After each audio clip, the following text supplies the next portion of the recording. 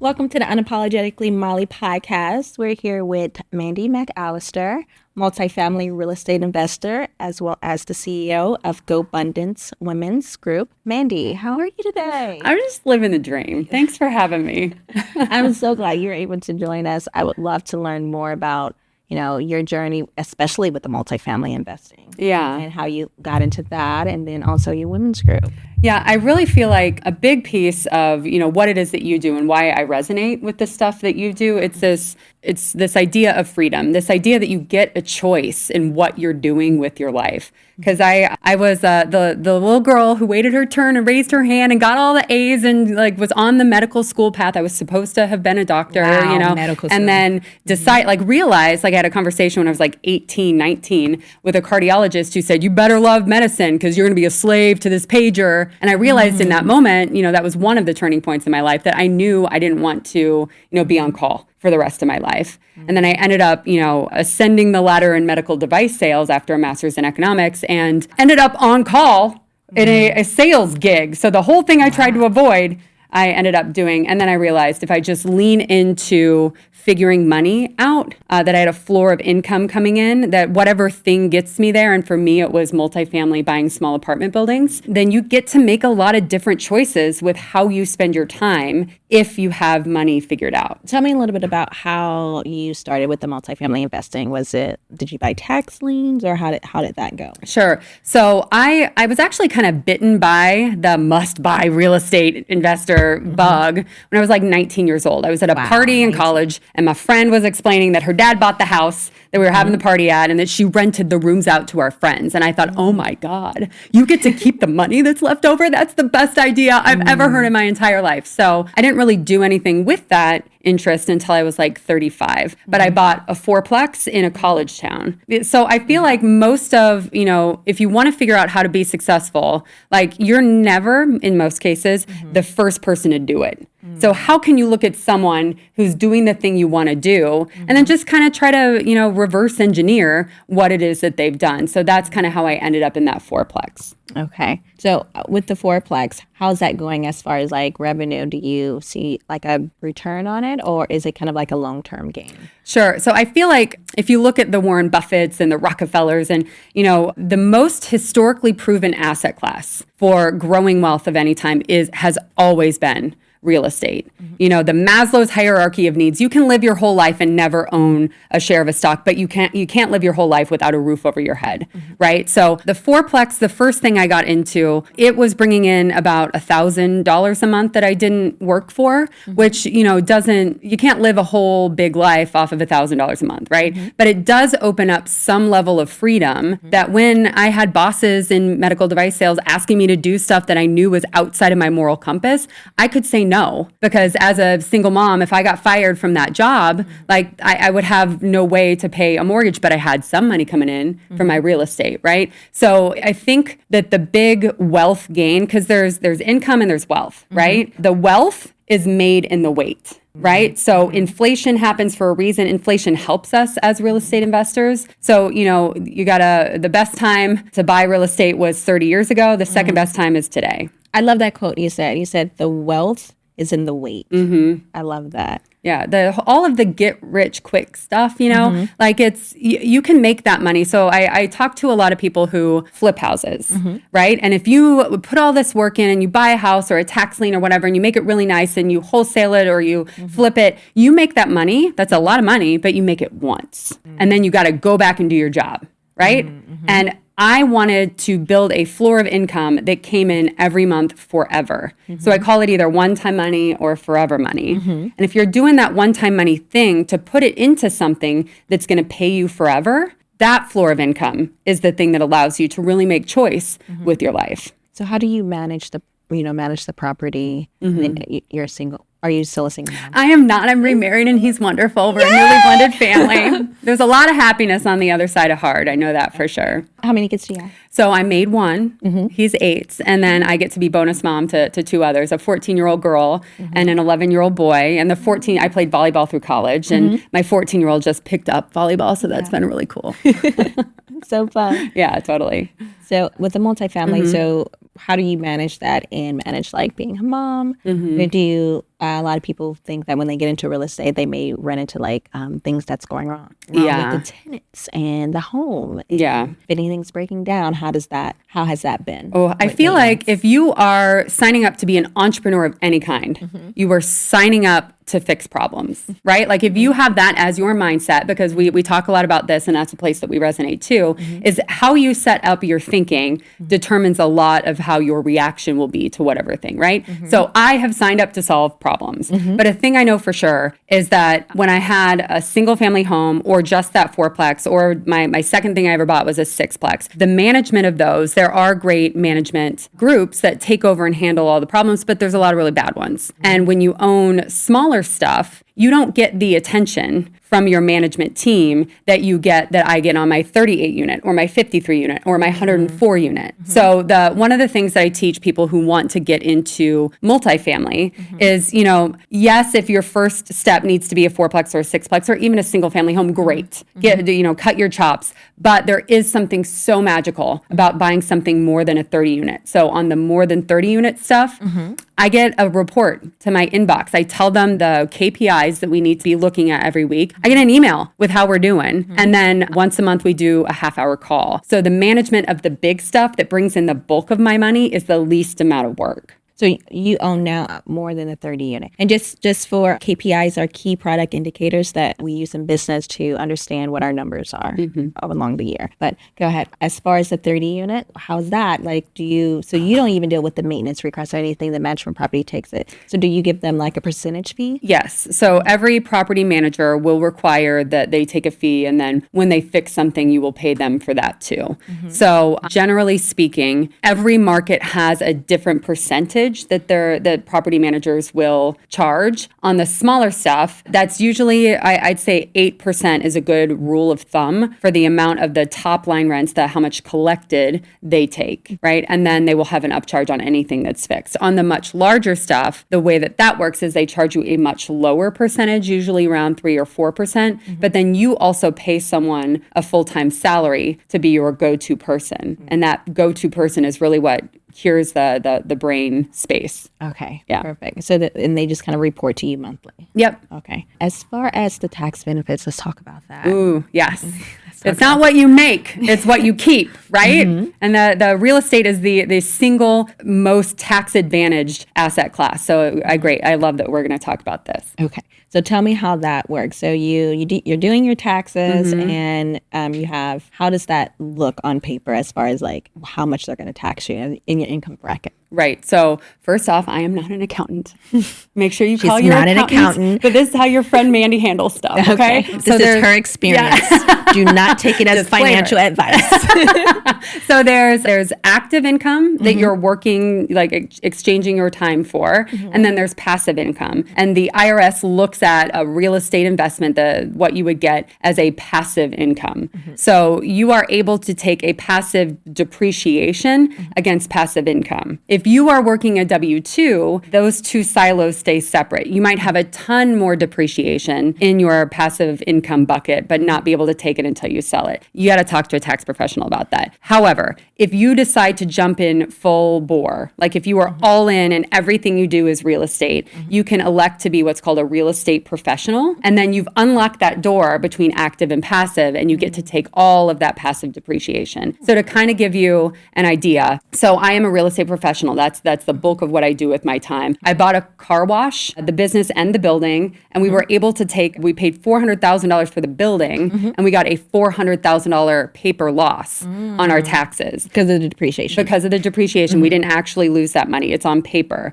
So when we do our taxes as a married couple, my husband who works a W-2, we get to take that depreciation against his active income. Yes. Okay. Yes. You have a smart account. Okay. So we did. So you just said a car wash. Are we missing any other businesses? Oh gosh, the car wash, the 30 unit. Yeah. Okay. What So else? my kind of gateway into all of this entrepreneurship stuff was I realized that it's a math problem. How much money do you need to live your life? And I actually created a calculator that helped me figure out how much money I would need in that floor to be willing to leave my W-2. And it's a freebie on my website. I'll give you that link to send to your listeners. Okay. The link will be below. Yeah, right. So when I hit that number, I was able to step away and like really look at my life. Like, what do I actually want out of my life? And I had joined this group called Go Abundance Women. We call ourselves the tribe of healthy, wealthy, generous women who choose to lead epic lives. Healthy, wealthy, generous women. Healthy, wealthy, generous women. Say that 7 times. Yeah, right? Because I mean, it's everything in life is a choice, right? And I want to be a healthy woman. I want to be a wealthy woman. I want to be generous with what I do. I feel like money matters. Financial freedom matters so much, especially because as soon as you figure it out, you open the door to everything in life that matters, right? So I was able to, from that, learn from people who were light years ahead of me, people who had $100, $200 million net worth. And the thing I saw was you can kind of white knuckle it with real estate. It's a very slow growing asset class. It's very secure. And I think it's the fastest way to $1 million net worth. But if you want to get to 10 or $100 million, you need some sort of a business interest to be able to make that happen. So what I was able to lean into was, let's go buy a motel. Let's go buy a car wash, because those are real estate heavy businesses that will help grow my net worth faster. Okay. So you own a motel. I do. Wow. Yeah. That's amazing. A motel. Yeah, it's on a lake in Wisconsin, near kind of the Twin Cities. It's the border of Wisconsin and Minnesota, and it's 18 rooms, and it's really neat. And I'm really proud of where we're taking that now. We're calling it the Lumberjill Lodge. So we're really focusing on women who want to take girls trips to a really cool, kitschy type area, and it's a really fun party lake in Wisconsin, Balsam Lake. So I'm very excited with the path of that. Oh my! So okay. Car wash, 30 unit building, 30 unit 53, multifamily. and 104. Oh, are the wait. big ones. We got a few more. 30 unit, Yeah. a 53 unit, And 104. 104. So my first steps into multifamily were for these better loans, which we don't necessarily have the time to talk about all of that, but agency debt, it's non-recourse, that I'm not personally liable for the loans on the 38 unit, the 53 unit, or the 104 unit, and it's backed by the government. So there's stuff on my, contact me if you want like a little more info. So it's not in your, it's in the government? Or? It's in my entity's name, and it's non-recourse. What recourse means, recourse debt, like your mortgage on your house. Let's say you bought it for $1.5 million house, you have $1 million loan, and it hits the fan, and now the building's only worth $500,000. Well, the bank is going to take back the building and say, hey, Molly, you owe us $500,000. That is recourse debt. If I do the same thing on a multifamily building and it hits the fan and it's only worth $500,000, I, for lack of a better way of explaining it, like give back the apartment building, but I'm not personally liable for that $500,000, right? I think that this is a big way of the way the rich get richer, and rather than like get pissed off at it, like I'm leaning into how do I also take advantage of it, because I'm just some farm kid from small town Illinois. So when you got the loan for the multifamily, did you go through a traditional bank and then they funded it through the government? The government funded the loan. Great question. It's a very different type of lender. So when you are a commercial real estate investor, you're going to go to a different type potentially of lender. So there's only a handful of lenders that can lend this. Freddie Mac and Fannie Mae, they call it agency debt. You know of the stuff that are for single family homes, but what a lot of people, a lot of savvy investors, if you've done a ton of single family homes, you might not even know that this debt exists, because you have to borrow more than $1 million. You have to have had experience in apartment buildings, and you have to have a net worth and a liquidity commensurate to some check boxes for that amount of the loan. So there's a lot of like things to know, but it is so worth it once you get it. So you had kind of already built yourself to that stature where they were able to like fund that 103 and that 50 unit. But that's because you had already owned the multifamily, the lower one first. I believe very much that you got to walk before you run. Like there's a lot of gurus that'll throw a $97 boot camp over the weekend that, you don't have any money, and you want to go buy a 400 unit right out of the bat. Like that'll be fine. Well,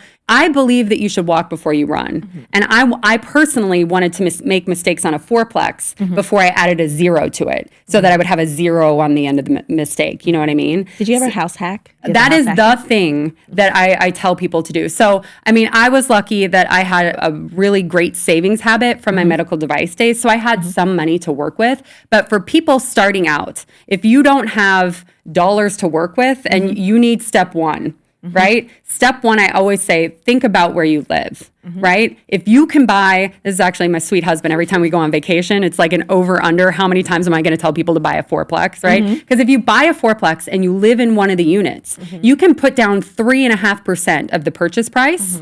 And then you get to keep all the rest of that money. Yes. And then after a year, if your life changes such that you're not going to live in that property anymore, you can move out and put another renter in. And now you have an engine for cash flow. You have that built-in forever money because you've started with where you lived. If you can't do that, think about doing what we call a live and flip.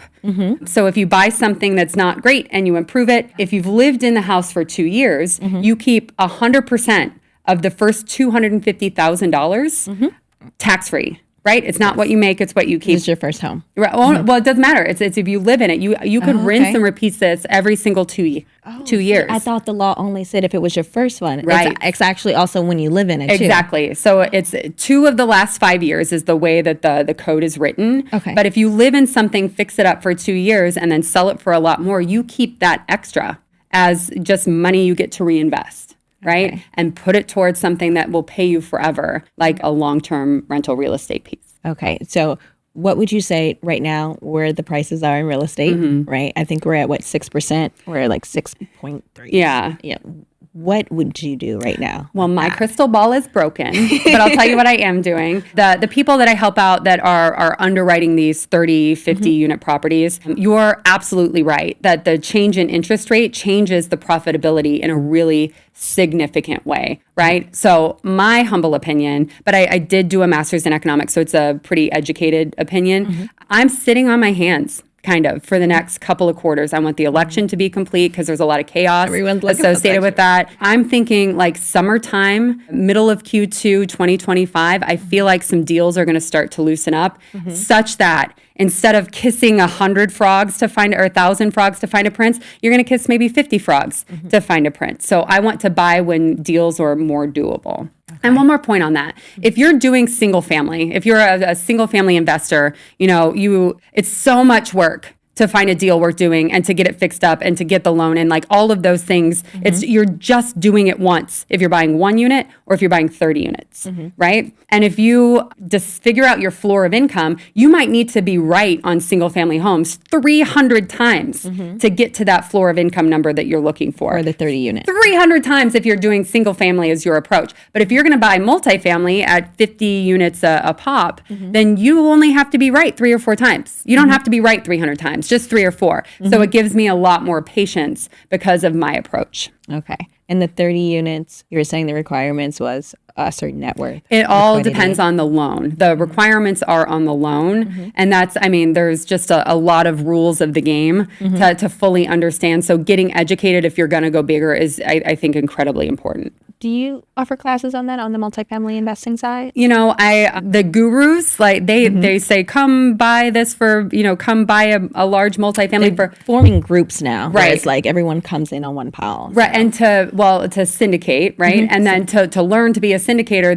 the gurus will charge you $30,000. And I felt like, well, that's money you could put into a deal. Like that doesn't feel like authentic to me. So what I did do is I put together, you need to figure out a few things to be able to get focused, to find the type of deal you want to do. You got to know your market. You got to know the funding. You got to know these things. So I put together a course that, is much more affordable than that. We've priced it at $1,500 right now. Okay, great. We will have the link to that. Okay, perfect. So tell me a little bit more about the Go Abundance.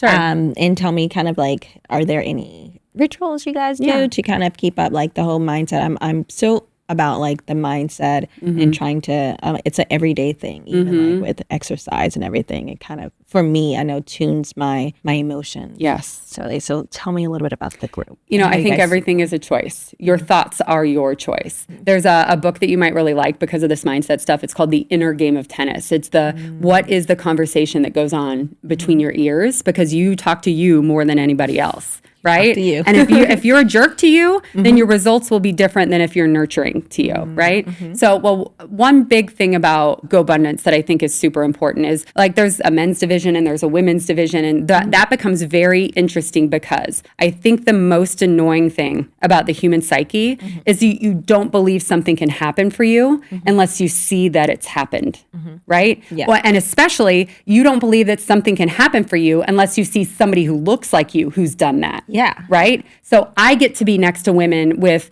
$50-100 million net worths that are light years beyond where I'm at. And I see how possible it is. And I see where my thinking is small by comparison, that is the thing that's getting in my way. So I feel like, you know, you're given two arms for a reason, right? One to pull yourself up, but one to pull other people up with you. I like that. I like that. And that is what we do. We are committed to what our 6 pillars that are, yes, financial freedom matters, but are you giving back? Are you healthy? Are you connected in your relationships? Are you getting the accountability that you want? And are you going on adventures to really squeeze the juice out of your life? And we kind of have this culture of, you know, look at where you're at. Let's decide what matters to you so you can make the change proactively rather than looking back after 10 years and realizing that you lived the same year 10 times rather than, you know, progressing over the course of 10 years. So tell me about a time, right? Because I think for the society we live in, we're in a mindset because we listen to the same thing every day, or we don't even turn off our devices long enough to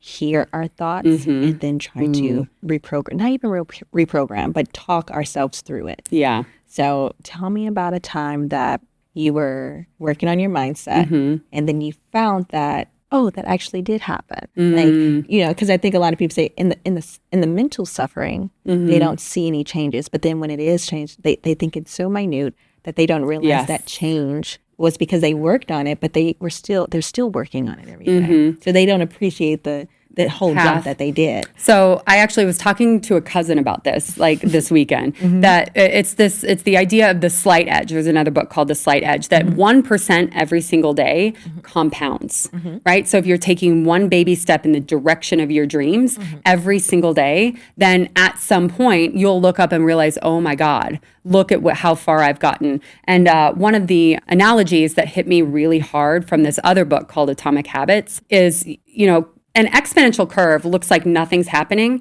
until everything happens, right?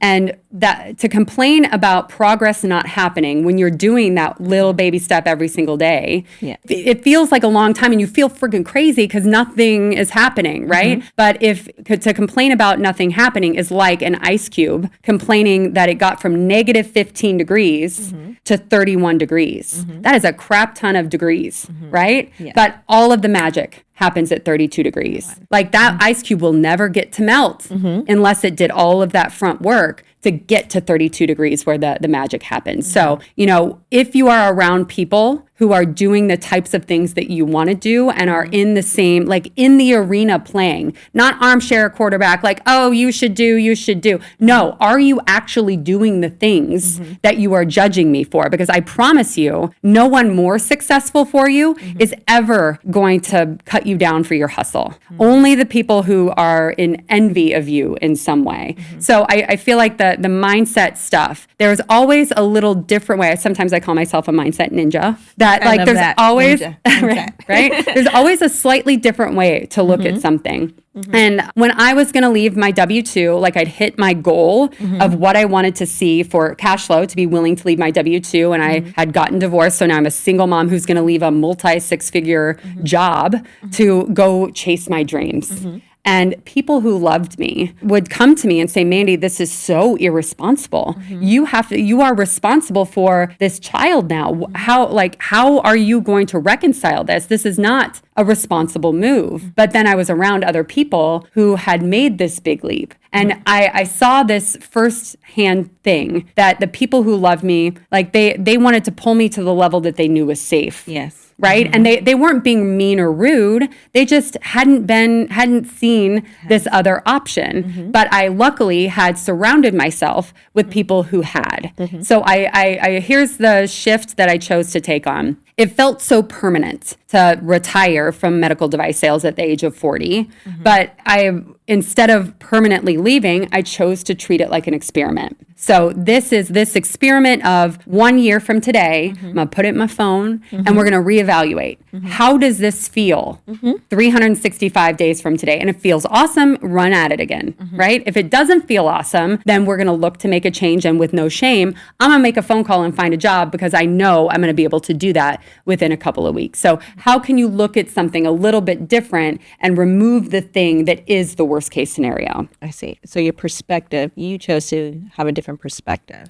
Absolutely. Okay. And that changes everything. Yes, for sure. Would you say that people should change their environment in order to help assist with that perspective? I think it makes it a lot easier. I sincerely do. Because a lot of people say, well, you still take the mindset with you. But like I found that I've moved places and it's just a totally different energy. And then I kind of conform to that space, what people are doing, because they're just, you just move towards it as opposed to. Well, I talk with my 14-year-old about this a lot. Like who you hang out with is what normal looks like. So if you're hanging out with a lot of athletes, then it's going to feel normal to go to 3 practices in a night. If you're hanging around people who are vaping and trying drugs, like that will feel normal to you. So what person do you want to be? Right? It's not a judgment of them. It's just what do you want normal to feel like? And I think that there's some social science data that I'm going to completely butcher this. So please understand that this is the nature of the story and not the exacts. But the guys who went to Vietnam, it was acid or some really hard drug, like the usage of that drug over when they were fighting was like 80 or 90%. Some ridiculous proportion of them were using that drug and they could kick the habit easily because they completely changed their atmosphere where they were when they got home. So the usage of that ridiculously hard drug stopped because where they were changed. So I think that it doesn't mean it's impossible because AA helps people every single day change what they're doing and go back into the same atmosphere. But I think it's so much easier if you also change where you're at. I like that.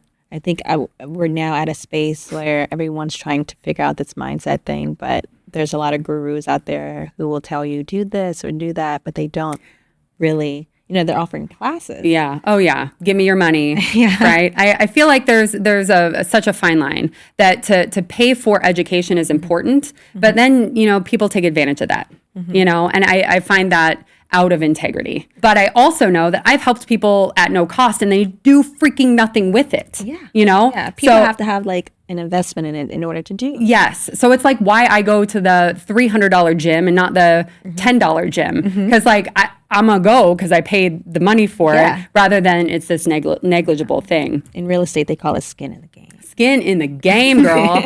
Yeah. So, wow. Okay. It's perfect. So is it the Facebook group? Go Abundance? So Go Abundance Women, we are a mastermind. We do have a closed Facebook group for our members, but we offer programming that's, specific to investing types. So if you want to buy apartment buildings or triple net leases, we have people who get together to talk about those things who are the people who are doing it. Okay. And then we also have pods and then live events and, lots of things involved. So I know there's like 2 styles of people or types of people. There are the ones who just the executors and the ones that they're still kind of skeptical. They want testimony. So like, for you. Do you have like different groups that cater to, I guess, those mindsets? Yeah. So I feel like it's nothing that I do or put out into the world like is earth-shattering and everything. I say stuff for free consumption all the time, I also I feel like there are a ton of places to go look for stuff for free.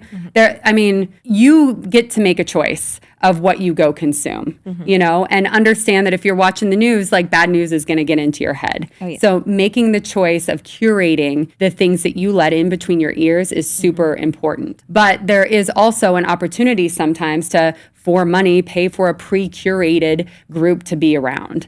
So it's all just, I don't think it's right for everybody, but I definitely think the people that it's been right for, and for me personally, because I was a member before I got to run Go Abundance Women, it's been completely life-changing, getting to be peers with these people that I envy so much. I don't even think it's only about the news. It's even about like the music, I heard this quote by Joe Dispenza. He said that even your habits during the day, it triggers something in you, like psychologically, that puts you still in that lack mindset. And it's not necessarily you thinking it, but it's the pattern that you have. So it can be the route you're driving, or music that you may have listened to when you were younger. And it's still like your jam now because you're older. But it sinks you back to the mindset of where you were. And obviously you don't want to go back, to that. So I thought that was very interesting. So mom, multiple multifamily units, car wash, motel, and the Go Abundance, which I'm pretty sure it's full of amazing women. It's pretty, I'm so proud to call every one of these women friends. They're, we lift each other up in a big way. And, sometimes a big group of women, like there's, judgment or cattiness. And like we shut that down hard. We have asked people, this doesn't feel like a fit. We wish you all the best. Here's the business way to say it. Right. This is not a good fit. Right. And because it's all, everything we do is energy. And it's so crazy because you want to communicate it to them. Yeah. You want to articulate it to them. But because, some people are at a certain mindset, they won't get it even if you did articulate why it's not a good fit. Yes. And that's what kind of like hurts sometimes because it's like you're not there yet, but I wish you were at least on the journey to understand where we're at. Well, I feel like, I root for girls so hard. Like the good old boys club that in capitalism, it started in the time when only men were working. So obviously like this masculine energy drives it, that this opportunity to now lend feminine energy to capitalism is the next right step, is the next wave of growth. And I believe in rooting for all girls, and the good old girls club, it's coming. But you also still got to deliver at some point, So we're all here rooting for each other in the big way. Did you see Simone Biles and Jordan Childs bowing down to the Brazilian? I'm like, oh my God, that is, what if we could all root for our contemporaries, root for the success of, I have goosebumps right now. What if we as women could root for the success of other women unapologetically, enthusiastically? That is what's going to change the ballgame in the entire world. I like that because I think that's a lot of what people are looking for, validation. Even in like partnerships, they say a lot of times when you're in a partnership, why the woman is so good at, doing one role and the man is because she's there also. They're both encouraging one another. So there is no loss whether you choose to be the emotionally encouraging one versus the one who brings home the money. And as long as that partnership is encouraging, and I mean, you don't always have to validate people, but it helps. And it's all a flow, right? It's all an energy flow, and it's all just a commitment to things being what you want them to be, to becoming the person that you want to become. Mandy, please tell me, what are you unapologetic for? Ooh, I am unapologetic at figuring out who I am. I love that. I think that all of this life, the only way to be perfect, I have this like TED Talk that I'm pre-baking in the back of my mind. And especially like little girls, there's another TED Talk that if you haven't seen it, it's that girls are taught to be perfect and boys are taught to be brave. But the only way you can ever be perfect is if you are perfectly you. And the only way you can figure that out is just really leaning into what it is that you need and what it is that you want and what your boundaries should be. So that is, in my opinion, the life that I'm seeking.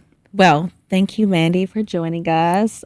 Very informational. We're going to put all of Mandy's information in the below box. And from there, Mandy, do you have any last like words for our, especially for the audience that's looking for that mindset shift? Yeah. You get to pick the people you hang around. You get to pick the people you follow on social media. So pick something that feeds you, because when you're in that messy middle of that exponential curve, it feels like nothing's happening. And the only thing that will help you with those baby steps every day is by feeding what it is that you're doing and remembering that you're on the right track. Thank you so much, Mandy. Thank you. Thanks for joining us today on Unapologetically Molly. Here's to hoping that you have an unapologetic mindset.